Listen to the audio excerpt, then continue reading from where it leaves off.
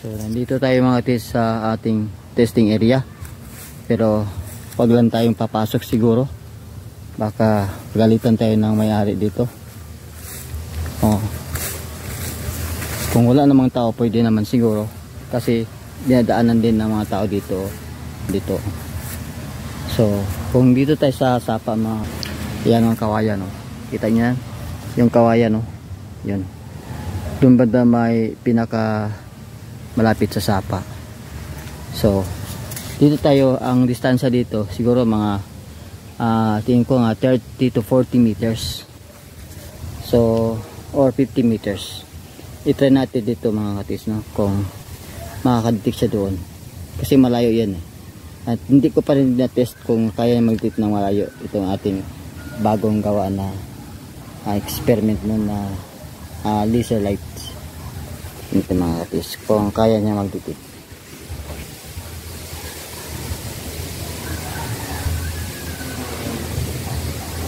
Tayin lang natin kung kaya niya kasi malayo yan eh.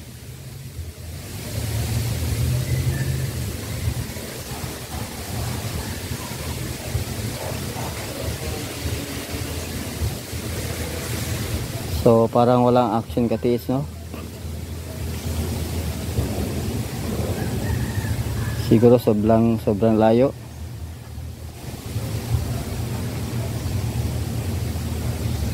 So di kaya. Pwede rin na lapitan siguro. Medyo lapitan natin konti. Mag-vlog. Ito. Ito mga katis, no? Medyo ano kasi dito mga katis, na nilampasan natin sa hawa ng kaya. So pwede tayo dito tayo sa sapa para di tayo makita kasi yung kita tayo ng tao dito. Parang anong nang discuss lang tayo dito mga katis. So dito tayo sa ilalim mga katis para walang makakita sa atin. Ayan o. Dito tayo mag-exist. Medyo ano tayo, malaking puno to mga katis. So ayan raw yung ano ito, no, yung kawayan na may ano. Ayan. So gayon dito mga katis, siguro mga 15 meters, 15 to 25 meters. Try natin dito mga katis kung kaya na mag-detect.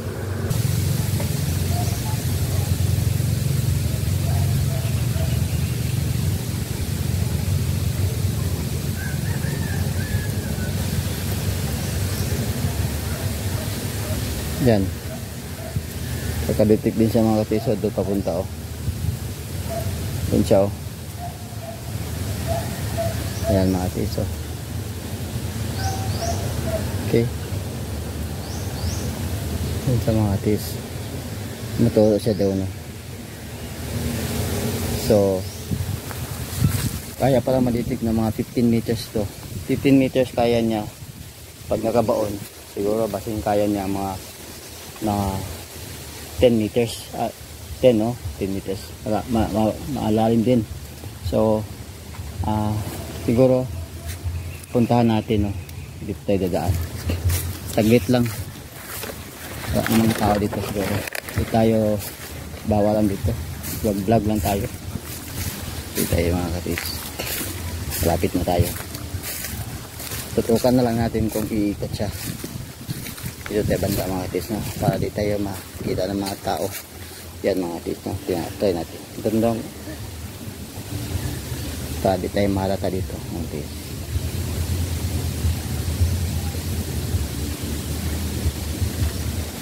Ayan mga katis, so pagka-detect siya mga katis at lapitan natin. Ayan, no? Tumuturo siya doon, no? Natin kung iikot siya. Ikot talaga siya mga katis. So ikot siya. Kung i-horizontal natin, ganyan siya mga katis. Ayan mga katis. So pagka-detect siya mga katis, no? Dito, hanggang dito na mga katis para makakita sa atin. So ayan tayo. At tayo dun banda sa may labas ng mahirap dito. May makakita dito sa atin.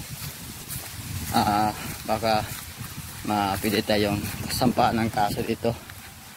So na-prove natin noon na kaya mag-detect ng nakabaon ng mga deposit. So punta tayo dito, magtay tayo detect dito kasi meron yung nakaraang araw meron akong na-detect dito mga katibanda.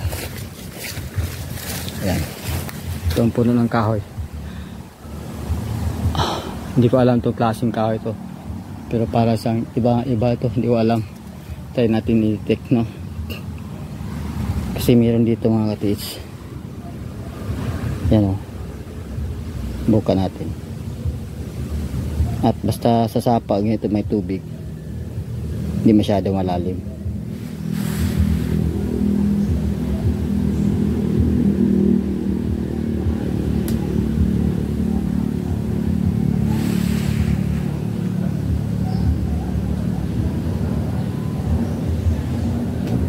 Tagal siya pero at least nakakalitik siya, oh.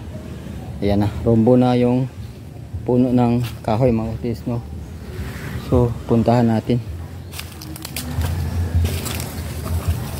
Ito lang mga katiits, no. Puntahan natin. Dito siya. Talaga sa puno talaga ng kahoy, oh. Yan. Yan, umiikot na mga katiits. So umiikot siya mga katiits. So dito banda. Dito banda, oh. Dito. Tayo natin kung horizontal. Ganyan.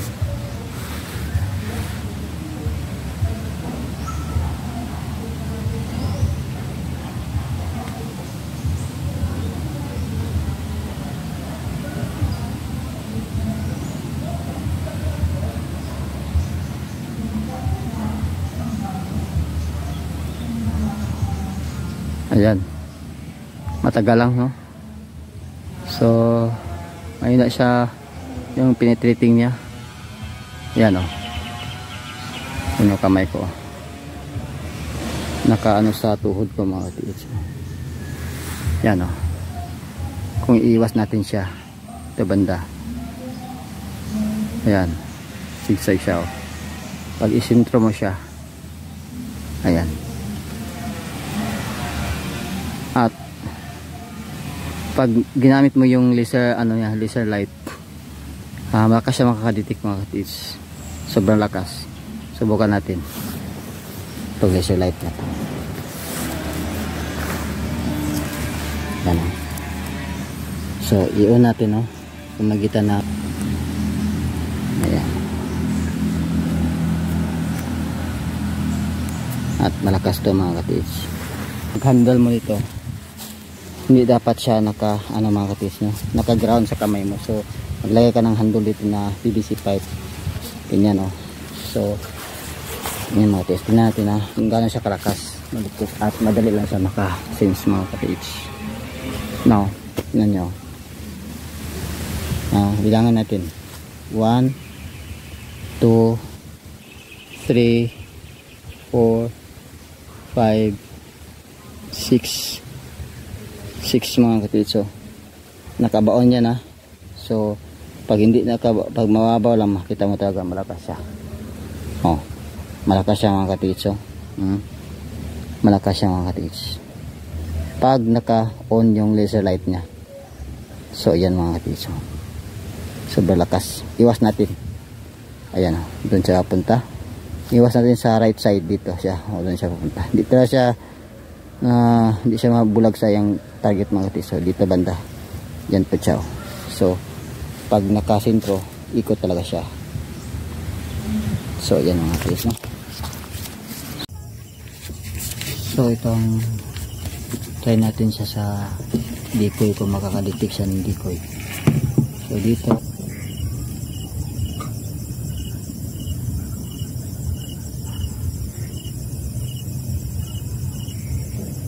talaga siya sa decoy, oh.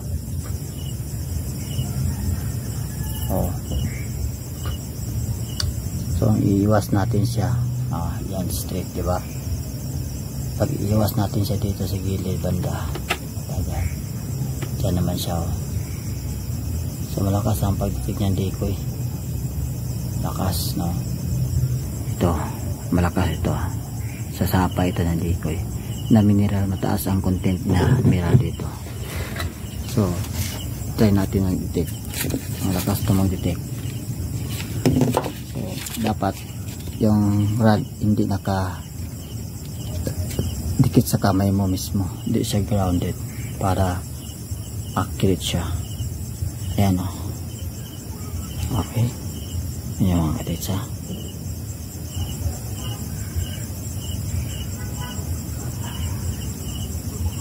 Ayan siya.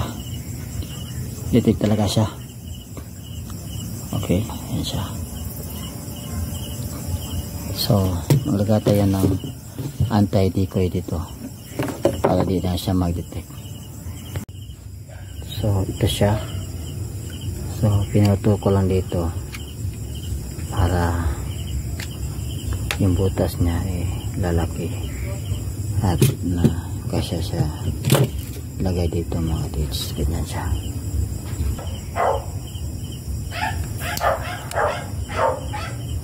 Okay. Maglagay muna tayo ng load ng decoy. Marami akong dalang decoy. Okay. Ito is 137 na klase anti-minerals. Kasama na dito. Meron na lahat dito. Ito malakas din ito. Ito ay man-made ng Japanese na decoy. Lagay dito. Ayan.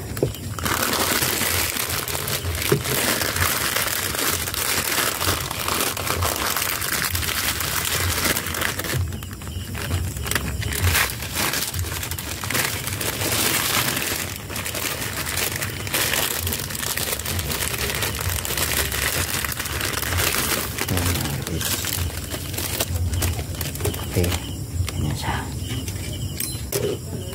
Ayan o.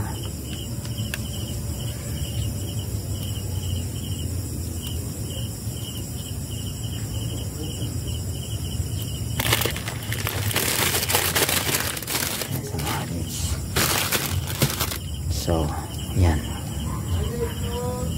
So, bigyan natin para masara siya dito. Ganyan. Para masara siya, hindi siya matatanggal. Ayan siya.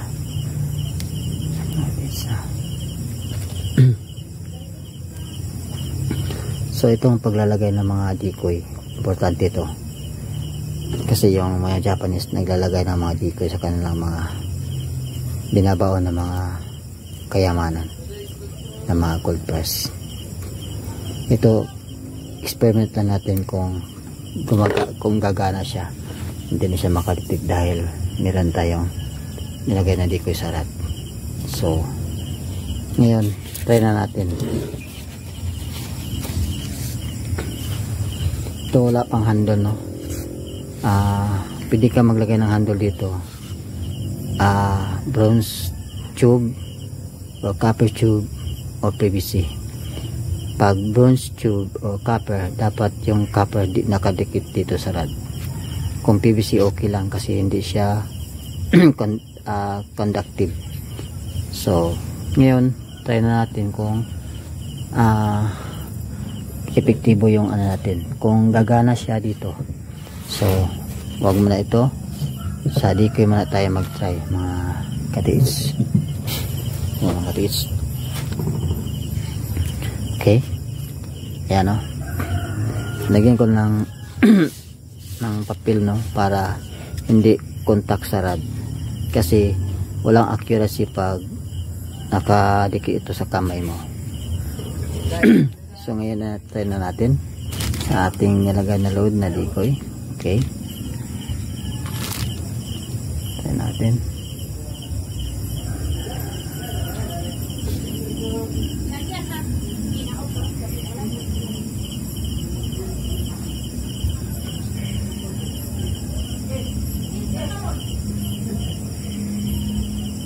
So hindi na siya nakakadetect mga katiits.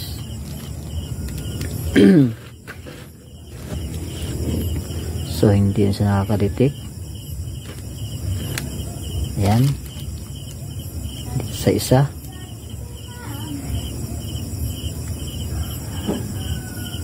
So wala na rin.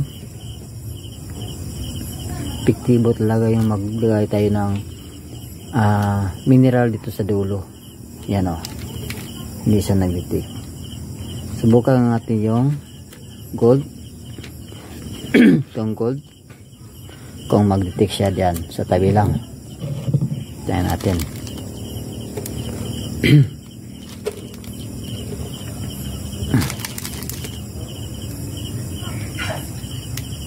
Yung kamay ko naka ano sa board, no? Ayan. Ayan.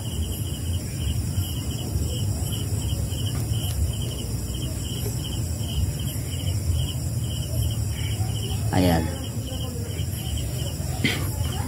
So, hindi na siya na didikoy. So, yan mga katis, no? Wala na siya na decoy at kakadetect siya ng gold. Very accurate siya mga katis. Basta na nakay pang antay, sure na di ka ma-decoy mga katis. Yan, o. Naka siya, o. So, kunin ko to, ha. Ayan, o. Yan siya, o. Kunin mo siya. Ganyan siya, o. So, ibalik natin sa na at ayan naman siya. So, very sensitive at accurate mga katis.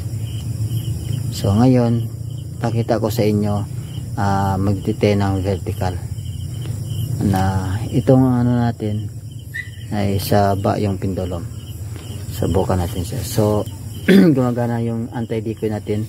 So, dapat dito ka lang maglagay sa bandang dulo, no, na mga minerals na nadidetect mo kung kato ang gagamitin mo. So, napaka-accurate ito mga katiis, no? At active siya. Super siya na gabi, madali siya makakadetect mga katiis. So, okay to. So, ang gawin natin ngayon ay mag-try tayo dun sa baba. Tingnan natin kung gaano siya kalakas pag naka-on ang laser niya. So, wala na tayong problema sa mga decoy, no? Hindi na siya makakadetect ng decoy. Ngayon dito tayo sa baba mga katiits. So, para sa test natin ngayon mga katiits, ito ang ating 24K gold necklace, no? So, ngayon ang ating new version na experiment na pendulum na gold detector na ito ay ang Painter laser light. So ngayon hindi muna natin siya ipa lights ganyan, natural lang muna. So bilangan natin siya kung ilang segundo siya bago makadetect. So ganyan lang, no, ang paghawak. So lalagyan natin ito ng handle, no, para kompleto siya. Kahit ganito lang siya mga katiits ay napaka super active naman at accurate pag meron siyang anti-decoy. 137 kinds of anti-minerals. So ngayon try natin siya.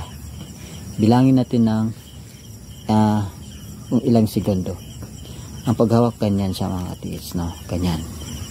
So pwede mo siyang i-clip dito basta yung rod huwag makakadikit sa skin mo. Ganyan siya mga katiits. Pwedeng ganun. At yung dulo ganyan. Pwede. Natin. Bilangan natin. 1 2 3 4 5 6 7 8 9 10 11. So mga 10 seconds mga katiis. Ang oras ayun is 7 PM.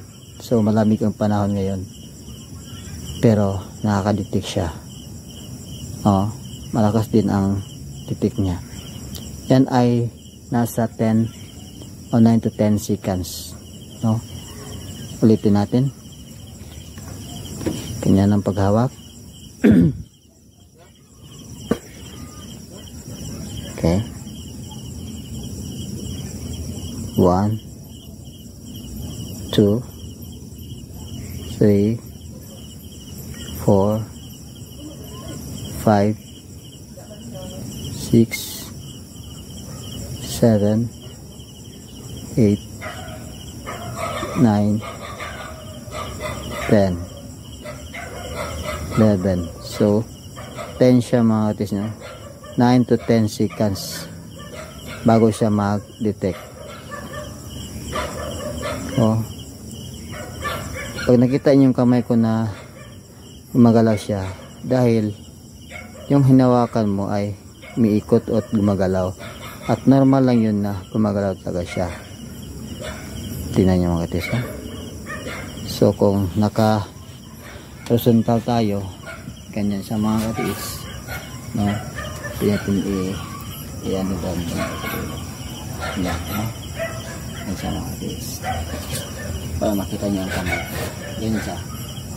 Ang kamay ko naka-ano dito sa mesa, at yan ang mga katis, pwede siya makagalaw. Bilangan din natin. 1, 2, 3, 4, alaming ko pala ngayon, 6, 7, 8, 9, 10, 11, 10 to 11. So 10 is starting point mga katis, no? Yun yung mga katis, magalaw tayo sa mga katis. Yan. So pag ilagay mo siya sa dito ba naligilid, ganyan, gumagalaw siya mga katis. Yan. So ngayon subukan natin siya na i-on natin yung lights niya, anti-decoy. So ayan na siya mga katis. Okay, ayan siya mga katis, ha? Yan, bilangan natin ng ilang segundo. Yan mga katis, ha? Okay, tutukan natin yung ano, 1, 2, 3, 4, 5. So 3 to 4 mga katis, gumagana na siya. Yan yung mga katis, baka siya pag naka lights ang yung laser. Ulitin natin. 1, 2, 3, 4. So 3 to 4 seconds baka siya mga katis, no? Yan pag naka ano siya mga katis, naka lights ang ano niya, malaka siya mag-detect. Yan yung mga katis. Kahit sa horizontal natin siya mga katis, na ganyan, naka lights siya mga katis. Ayan, bilangan natin. Bilangan 1, 2, 3, 4, 5. So 4 to 5 pag naka-horizontal siya mga katis. Nakagad na siya mga katis, no? Nakagad siya. Pag nakatayo na siya mga katis, ikot talaga siya. So baka siya mga katis. So tignan niyo mga katis, ulitin ko, ha, na nakatutok sa ano. Bilangan natin, ha. Tirahin natin yung gold mismo. Ilang 1, 2, 3, 4, 3 to 4 seconds mga katis, gumagana siya. Halimbawa pag wala siyang, hindi siya naka lights ang laser niya natin mga katis, yan, wala, hindi siya naka lights mga katis, ha. Bilangan natin 1, 2, 3, 4, gabi ng mga katis, 5, 6, 7, 8, 9, 10, 11. So 11 siya mga katis, no? 11 seconds, pero naka lights ang ano niya, laser. Subukan natin. Yan. At tirahin natin yung gold mismo. 1, 2, 3, 4. 3 to 4 seconds mga katis. Ito ang ating bagong invento at discovery. Napaka super accurate at super active. Yan mga katis. Yan yung mga katis. Kahit i-vertical ko siya, naka 45 degrees ganyan, no? Slant. So kung naka-vertical siya mga katis, ganyan, no? Ayan, vertical na down talaga ang ano yan. Tapos nakatutok, naka-lights yung ano mga katis. Tingnan natin, bilangan natin, tirahin natin gold, 1, 2, 3. So 3 to 4 seconds malakas ang pagbitik niya, basta naka-light siya mga katis, no? So unique yung mga katis. Lagyan natin ng decoy. Dito tayo sa decoy. 1, 2, 3 to 4 seconds talaga. Doon talaga sa gold mga katis. Tingnan niyo mga katis, ang lakas niya yung ikot. Malakas siya pag naka-lights. So yan mga katis, ulitin pa natin. Bilangan natin, 1, 2, 3, 2 to 3 seconds.